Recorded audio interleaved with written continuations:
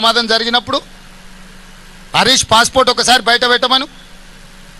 ప్రమాదం జరిగిన తర్వాత హరీష్ దుబాయ్లో పోయి దావతులు చేసుకున్నాడా లేదా? ఈరోజు ఎయిర్పోర్ట్ల వివరాలు ఉంటాయి. కాదనమను హరీష్ని అవన్నీ తీసి బయట పెడతా. అధికారికంగా ప్రభుత్వం నుంచి లేఖ రాస్తా. ఈ ప్రమాదం జరిగిన తర్వాత హరీష్ రావు దుబాయ్కి పోయి అబుదాబీలో 2 రోజులు దావతులలో మునిగి తేలింది హరీష్ రావు కాదని హరీష్ రావు గారిని చెప్పమను. దుబాయ్ అబుదాబీలో దావతులలో మునిగి తేలినోడు అంత దిగిన తర్వాత వచ్చి మేము ఇన్ని రోజులు ప్రమాదం సంఘటనలో ఇబ్బంది కలగకుండా ఉండడానికి రాలేదంటున్నాడు. మరి ప్రమాద సంఘటనలో ఆయన వస్తే ఇబ్బంది జరుగుతుందంటే ముఖ్యమంత్రి వస్తే ఇబ్బంది జరగదా? ఈ వీడియో చూశాక ఒక్క విషయం నేను క్లారిటీగా చెప్పగలను. ఏంటంటే రేవంత్ రెడ్డి గారిని ఎవడో వచ్చి ఎదవా అనక్కర్లే. రేవంత్ రెడ్డి గారు పాపం తనకు తానే నేనే ఎదవని అని చెప్పేసి ప్రజలందరికీ చెప్తుంటాడు. ప్రజలు కూడా ఈ విషయాన్ని గట్టిగా నమ్ముతున్నారు. ఎందుకు నేను ఈ మాట అంటున్నా అంటే రేవంత్ రెడ్డి గారు ఈ వీడియోలో మాట్లాడింది ఎస్ఎల్బీసీ టనల్ గురించి. ఎస్ఎల్బీసీ టనల్ కూలిపోయిందన్న విషయం మీద ఆయన మాట్లాడాడు. కాకపోతే అసలు విషయాన్ని పక్కన పడేసి హరీష్ రావు యాడికో పోయిండు, హరీష్ రావు ఆ దేశంలో ఉన్నాడు, హరీష్ రావు ఈ దేశంలో ఉన్నాడు, దుబాయ్ పోయిండు, సౌదీ పోయిండు, అమెరికా పోయిండు, ఆఫ్రికా పోయిండు, ఎంజాయ్ చేసిండు అని చెప్పేసి ఈరోజు ముఖ్యమంత్రి గారు మాట్లాడుతున్నారు కదా. నేను సింపుల్గా రేవంత్ రెడ్డి గారిని ఒకటే ఒక ప్రశ్న అడుగుతా. అసలు హరీష్ రావు గారు పాలక పక్షంలో ఉన్నాడా, ప్రతిపక్షంలో ఉన్నాడా? ఈ విషయం మీద రేవంత్ రెడ్డి గారు సమాధానం చెప్పాలి. అసలు హరీష్ రావు అన్న వ్యక్తి అవసరం ఏముంది ఇక్కడ? ఎస్ఎల్బీసీ టనల్ కూలిపోయింది, ఎవరు ఉండాలి? అధికారులు ఉండాలి, మంత్రులు ఉండాలి, ముఖ్యమంత్రి ఉండాలి. మరి మీరు ఉన్నారా? మీరు వెళ్ళిరా? వెళ్ళలే. హరీష్ రావు అవసరం ఏమొచ్చింది? హరీష్ రావు మా మంత్రి గారు ఎక్కడికో వెళ్ళిండని చెప్తున్నాడు, అసలు వెళ్ళింది హరీష్ రావు అంటున్నాడు. వెళ్ళకూడదే మంత్రి. అవసరం వచ్చినప్పుడు ప్రజలకి పనికి రావాల్సింది మంత్రి. మంత్రి ఉంటే సరిపోద్ది, ముఖ్యమంత్రి ఉంటే సరిపోద్ది, అధికారులు ఉంటే సరిపోద్ది. ప్రతిపక్ష నాయకుడు ఎందుకు మీకు? ఆయన వచ్చి ఏమైనా చేస్తాడా? సరే, అక్కడికి హరీష్ రావు గారు ఏం చేశారు? వారం రోజులు సమయం ఇచ్చాడు మీకు. వారం రోజులు సమయం ఇచ్చి 6-7 రోజులు సమయం ఇచ్చి పాపం వాళ్ళు చచ్చిపోయారా లోపల బతికిరా అర్థం కాని పరిస్థితుల్లో అప్పుడు పోయింది అక్కడికి పోయి ఏం చేసిండు హరీష్ రావు గారు? గొడవ చేసిండా? ధర్నా చేసిండా? నేను నా సూచనలు ఇస్తా, నేను కూడా ఇరిగేషన్ మినిస్టర్గా పనిచేసిన, నాకు అనుభవం ఉంది కాబట్టి నేను సూచనలు ఇస్తా అంటే మీ present irrigation minister Harish Rao గారిని కలవని కూడా కలవలేదు, బయటకు కూడా రాలేదు, భయపడి. ఎక్కడ ప్రశ్నలు అడుగుతాడో మీడియా ముందర నా ఇజ్జత్ పోద్దు అని చెప్పేసి ఉత్తమ్ కుమార్ రెడ్డి గారు అసలు బయటికే రాలే, కూడా కలవలే హరీష్ రావు గారిని. ఇది మీ ప్రభుత్వం. రెండో విషయము నాకు అర్థం కాక, అసలు రేవంత్ రెడ్డి గారు తనని తాను తెలంగాణ ముఖ్యమంత్రి అనుకుంటున్నాడా లేదా? ఇది చాలా పెద్ద ప్రశ్న. సరే, వేరే వాళ్ళు అనుకుంటలేరు. అసలు రేవంత్ రెడ్డి పేరే ఎవరికి గుర్తులేదు, ఆయన పార్టీలో ఉన్నటువంటి నాయకులకు గుర్తులేదు, ఆయన పార్టీ అధిష్టానానికి రాహుల్ గాంధీ గారికి కూడా గుర్తులేదు, ఆయన పాత మిత్రులు ఆర్ఎస్ఎస్ వాళ్ళకు కూడా గుర్తులేదు, సెంట్రల్ గవర్నమెంట్లో మినిస్టర్లు వాళ్ళకు కూడా గుర్తులేదు, ప్రజలకు కూడా గుర్తులేదు రేవంత్ రెడ్డి పేరు. ఆయన ముఖ్యమంత్రి అని ఎవరికి తెలవదు. ఈ పరిస్థితులలో ఈరోజు రేవంత్ రెడ్డి దేంతో ఫైట్ చేస్తున్నాడంటే ఆయన పేరు సీఎం, ఆయన సీఎం అని చెప్పేసి ప్రజలకు చెప్పుకోవడానికి ఆయన ఫైట్ చేస్తున్నాడు. ఇట్లాంటి పరిస్థితులలో ఇంత పెద్ద సంఘటన జరిగితే బయటకు వచ్చి మీరు ఏం చెప్పాలి?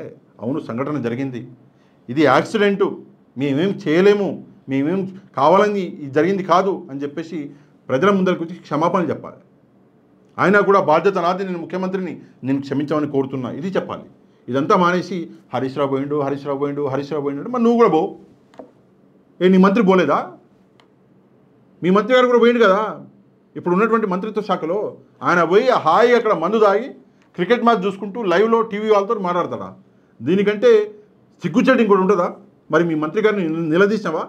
ఏమో ఇట్లా రండి, ఇక్కడ కూర్చోండి, మరి ఏం చేశారు మీరు, ఇది కరెక్టా అని చెప్పేసి అడిగినావా మంత్రిని? అడగగలవా?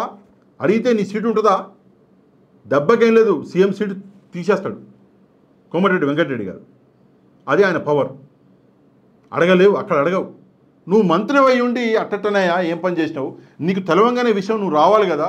అట్లీస్ట్ రాకపోతే అక్కడి నుంచి వీడియోలు లైవ్లోకి రాకుండా అక్కడనే నువ్వు హాయిగా ఎంజాయ్ చేసినా అయిపోవు. ఎందుకు లైవ్లోకి వచ్చినావు, ఎందుకు వీడియోలు రిలీజ్ చేసినావు అని చెప్పేసి 4 తిట్లు తిట్టిరా. మీ మంత్రినేమో అడగరు. అపోజిషన్ పార్టీలో ఒక ఎమ్మెల్యే హరీష్ రావు గారు, ఆ ఎమ్మెల్యే అంటే అబ్రాడ్ పోయిందంట, బయటికి పోయిందంట, నీకు కాలుతుంది ఇక్కడ.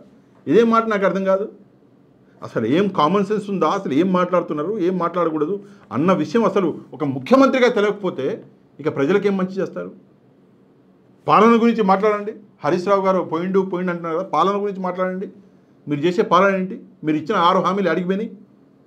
ఈరోజు పక్క రాష్ట్రం సిగ్గేస్తుంది, పక్క రాష్ట్రం కర్ణాటకలో మీ మిత్రులు కాంగ్రెస్ వాళ్ళు చేతులు ఎత్తేసారు, అయ్యా మేము ఈ 5 హామీలు అమలు చేయలేము, పక్క రాష్ట్రంలో 5 హామీలు ఉన్నాయి దరిద్రం, ఆ 5 హామీలు అమలు చేయలేము, నన్ను క్షమించండి, మా దగ్గర డబ్బులు లేవు అని చెప్పేసి వాళ్ళు చేతులు ఎత్తేసారు. ఇవాళ రేపు నువ్వు కూడా ఎత్తేస్తావు. ఆల్రెడీ ఢిల్లీకి ఎంత 36-37 సార్లు వేయించినావు. ఇది ఒక సపరేట్ ఊడిగాం. ప్రజల్ని పాలించబోయా అని చెప్పేసి ప్రజలు ఓట్లు ఇస్తే ప్రజలకి దొంగ హామీలు ఇచ్చి ఆ హామీలను అటకెక్కిచ్చి నువ్వు అపోజిషన్ వాళ్ళని తిడతావా? ఇది ఎక్కడిది నాకు అర్థం కాదు. ఏది రా కూర్చో చూద్దాం. 6 హామీలలో ఒకటే ఒక హామీ నువ్వు కంప్లీట్గా పూర్తి చేసిన హామీ ఏదో నాకు చెప్పు చూద్దాం. ఒక్కటి ఉందా? ఒక్కటంటే ఒక్క హామీ కూడా కంప్లీట్గా పూర్తి చేయాలి. ప్రతిదానికి డేట్లు అదేదో దూరంగా పాలపిట్టను చూపించినట్టు చూపిస్తావు. ప్రజలందరినీ జిరాక్స్ పేపర్లు తీసుకొని మన ఏమంటారు ఇంటర్నెట్ సెంటర్ల ముందు నిలబెడతావు, మీ సేవా సెంటర్ల ముందు నిలబెడతావు. ఇదా పాలన అంటే? పాలన అంటే ఎట్లుంటుందో 10 సంవత్సరాలలో కేసీఆర్ గారు చేసిండు చూడు, అది పాలన అంటే. అంతేగాని ఒక విషయం మాత్రం క్లియర్గా చెప్పగలం ఏంటంటే, ఇది రేవంత్ రెడ్డి కూడా తెలుసు. మళ్ళీ రేవంత్ రెడ్డి అనేవాడు ముఖ్యమంత్రి కాదు కదా, ఎమ్మెల్యే అయితే అవుతాడేమో నాకు తెలియదు, ఫ్యూచర్లో మంత్రి కూడా అవ్వలేడు. ఇక అందులో ఎట్లాంటి సందేహం ప్రజలు చూశారు. ఈరోజు ప్రజలు నేల మీద ఊసేటోడు కూడా, చెప్పకూడదు గలీజ్ మాట అవుతుంది, నేల మీద ఊసేటోడు కూడా కాంగ్రెస్ పార్టీ మీద చూస్తున్నాడు. ఎందుకంటే పొట్టగొట్టింది కాంగ్రెస్ పార్టీ ప్రజలది. అలవి కానీ హామీలను ఇచ్చి రైతులని మోసం చేశారు, విద్యార్థులని మోసం చేశారు, నిరుద్యోగులని రోడ్ల మీద కుక్కల్ని కొట్టినట్టు కొట్టారు. ఇంకేం చేస్తారు? మహిళలని, చిన్నపిల్లని ఎవరిని మోసం చేయలేదు. ఈరోజు హాస్టల్ల పరిస్థితి చూడండి ఎట్లుందో, పాము కాట్లు. ఇది దరిద్రం. మళ్ళా డైలాగులు మాత్రం ఎట్టుంటాయంటే రివ్యూ మీటింగులు, మీ మంత్రులు రివ్యూ మీటింగులు తీసుకుంటారు పేపర్లు రావడానికి అంతే, ఫోటోలు రావడానికి అంతే, ప్రజలకి మంచి చేయడానికి కాదు. ఈ పరిస్థితులు ఇట్లనే ఉంటే కాంగ్రెస్ పార్టీ సజీవ దహనం అయిపోద్ది, మొత్తానికి భూమిలో అదైపోద్ది కాంగ్రెస్ పార్టీ. మళ్ళీ రాలేదుగా జీవితంలో తెలంగాణలో అయిపోద్ది కాంగ్రెస్ పని. ఆంధ్రప్రదేశ్లో ఎట్లయిపోయిందో అట్లా అయిపోద్ది ఇక్కడ కూడా. అందుకే కొంచెం జాగ్రత్తగా ప్రజలకు ఇచ్చినటువంటి హామీలని పూర్తి చేయడంలో శ్రద్ధ పెట్టండి. అండ్ ప్రజల దగ్గర ట్రాన్స్పరెంట్గా ఉండండి. తప్పు చేస్తే, తప్పు జరిగితే అవునండి నేను ముఖ్యమంత్రిని, నా హయాంలో టనల్ కూలింది, సారీ చెప్పవలసిన బాధ్యత నాది, క్షమాపణ చెప్పవలసిన బాధ్యత నాది అని చెప్పేసి క్షమాపణలు చెప్పండి. అంతేగాని అక్కడ అది కూలిపోయి లోపల వాళ్ళు బ్రతుకున్నారా చచ్చారా తెలియదు. మీ నాయకులు ఒకడు వస్తాడు చచ్చిపోయారని చెప్తాడు, ఇంకోటి వస్తాడు లేదు బతికే ఉన్నానని చెప్తాడు. మీ నాయకుడు ఒక్కొక్కడు మాట మాట్లాడుతున్నారు, వాళ్ళు చచ్చారా బతికారా తెలియదు. మీరు ఇక్కడ కూర్చొని హరీష్ రావు అని చెప్పేసి పాలిటిక్స్ చేస్తారా? ఇదా? సరే హరీష్ రావు అబ్రాడ్ పోయిండు, మీకు బాగా కాలుతుంది, మీరు ఎందుకు ఢిల్లీ పోయారు? ఎందుకు పోయారు ఢిల్లీకి? మరి మీ మంత్రి ఎందుకు దుబాయ్ పోయిండు? ఈ విషయాలు మాట్లాడకూడదా? ఎంత ఘోరం అండి. సరే దుబాయ్ నుంచి వచ్చిండు, ఇక్కడికి వచ్చి వాటర్ నీళ్లు కలిస్తే టనల్ కూలిందా? వాటర్ నీళ్లు కలిస్తే వాటర్ వేరు నీళ్ళు వేరా? నేను ఇంగ్లీష్లో చదువుకునేది 2 ఒకటే అని. ఏందో నాకు అర్థం కాదు. ఫోన్ చేసినా లోపల ఉన్నోడు మాట్లాడినంట, టనల్ లోపల ఉన్నోడు మాట్లాడినంట.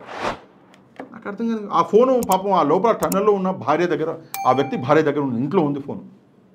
ఆ విషయం కూడా తెలియకుండా మీడియా ముందే ఎంత నోటికి వస్తే అంత మాట్లాడతాడు. ఏంటంటే నరాలలో అది లేనిది చేతులు ఉంటున్నాయి, బయటికి రాలేడు, వేసుకొని వచ్చి బయట ప్రజల ముందర ఇట్లా మాట్లాడుతున్నారు. ఇదా ప్రజాపాలన అంటే? ప్రజాపాలన అన్న పేరును నాశనం చేశారా మీరందరూ కలిసి కాంగ్రెస్ వాళ్ళు? నిజంగా ఇది సిగ్గుచేటు. సీట్లు అమ్ముకోవడం కాదు, ప్రజల కోసం పనిచేయడం, దాన్ని పాలన అంటారు, దాన్ని ప్రజాపాలన అంటారు. ఈ విషయం మీద మీరేమనుకుంటున్నారో తప్పకుండా కమెంట్ చేయండి.